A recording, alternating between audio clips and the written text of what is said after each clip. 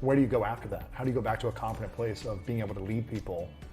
Because you've got to have some confidence too. You can't just be, concerned that something wrong is going to happen all the time, right? So how do you transition back into a confident place? Number one, take ownership of what went wrong. Extreme ownership. Take extreme ownership of it, right? Because it's the same thing I just said. If that would have happened and I would have said, hey guys, that was my fault, it was his fault, and his fault, and his fault, people would have looked at me. They know the truth. The truth is I'm the guy in charge.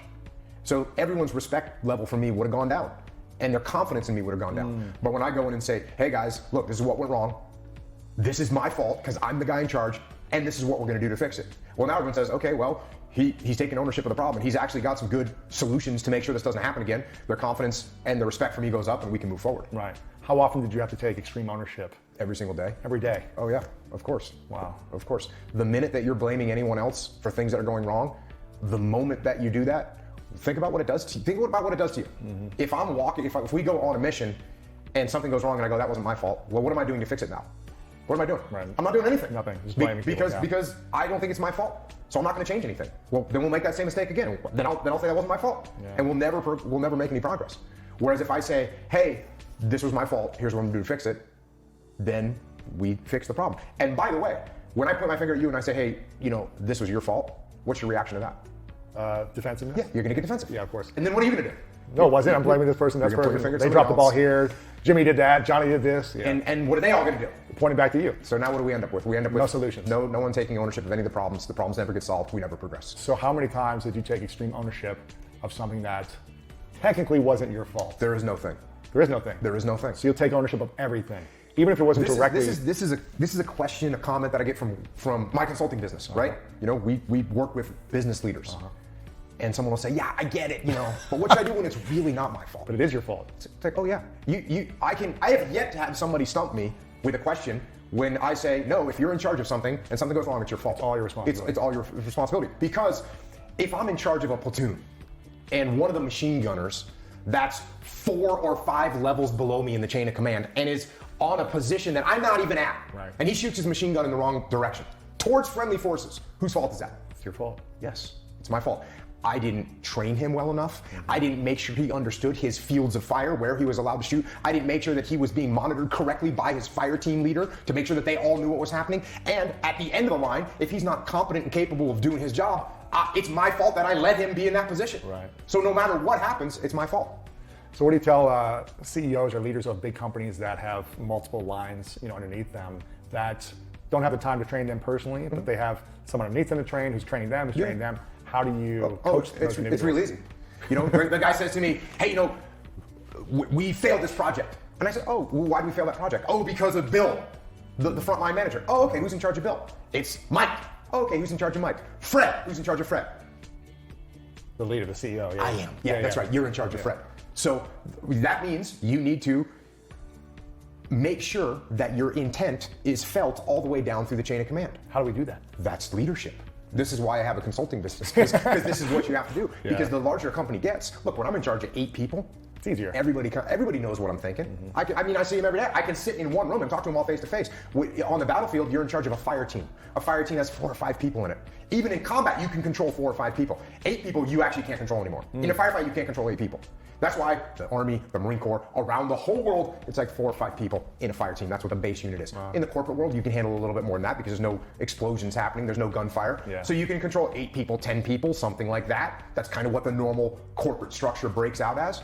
But the bigger you get, the more you have to rely on those subordinate leaders to spread the word, to understand what the mission is, to understand what the end state is, to understand why they're doing what they're doing. That's what you have to do as a leader. And when you do that, there was plenty of missions that I went on where I was the ground force commander in charge of 30 or 40 SEALs or 100 SEALs and Iraqi soldiers combined together. Plenty of operations like that. You know how many people I talked to? I would talk to 3. Right.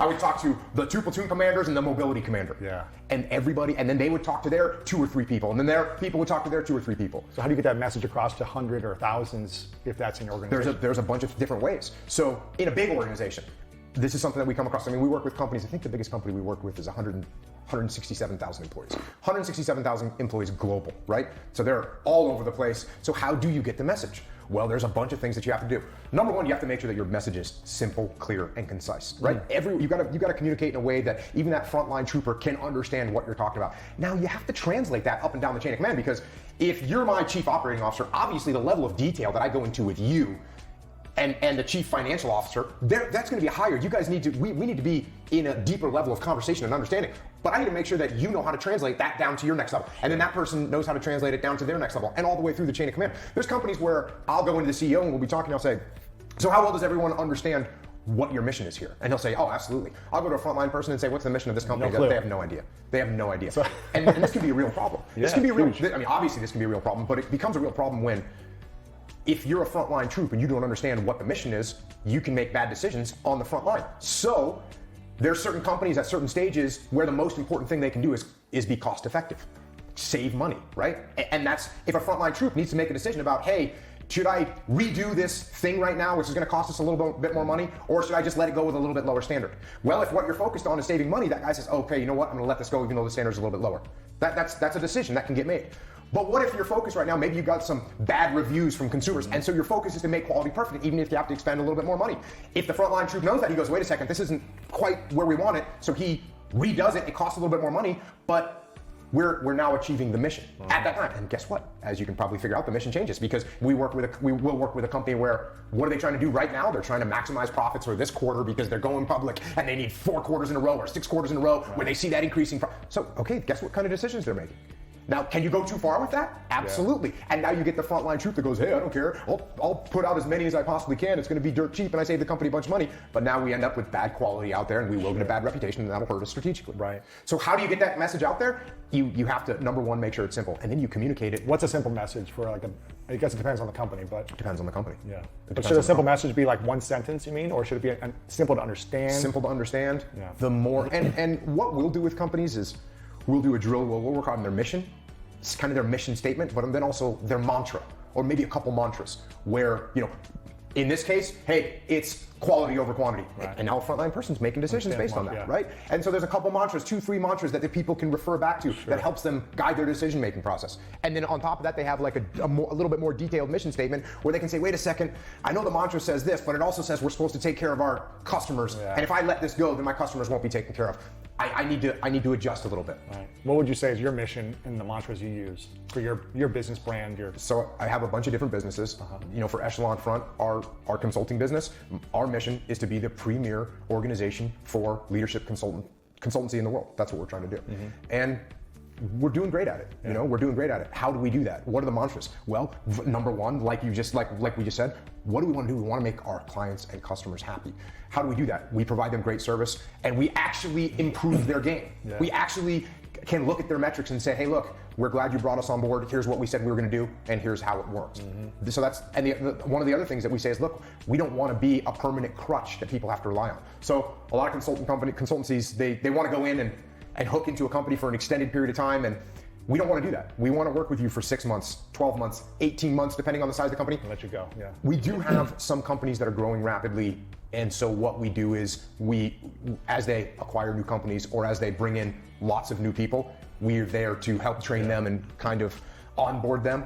So that has turned into some longer term contracts, but that's one of the mantras is we don't want to be embedded with you forever. If we're with you for too long, we failed. Yeah. Okay. So those are the kind of things we do. And what about your personal mission with the content you do and all the books? Is there a mission there that you have as well? I'm trying to take the lessons that I was lucky enough to learn and get them to as many people as I can so they don't have to suffer through the same mistakes that I made. Yeah. What would you say is your biggest insecurity? Do you have any insecurities? My biggest insecurity? Because from the outside looking in, you feel like it seems like you have no fear. You're extremely successful in business. Everything you put out is really successful. You've been through 20 years of training and combat. You've seen the worst in the world. You've seen the best. And it doesn't seem like you have many insecurities. So I'm curious, if you face any today after all the lessons you've gone through. Yeah, I mean, I would say like anybody else, I don't want to fail at things. Yeah.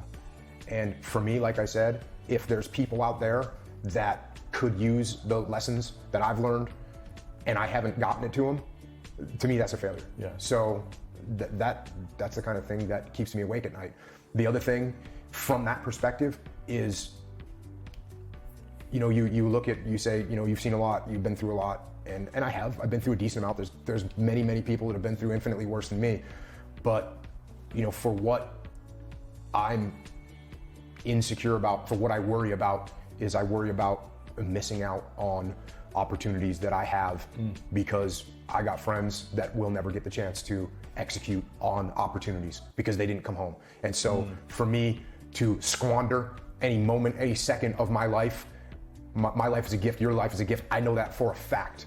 And for me to squander that is something that definitely haunts me. It haunts me every day, and I won't let it happen. Yeah, because I'm assuming you got a lot of friends that didn't make it back, or people you were with or trained, or... Yeah, all of the above.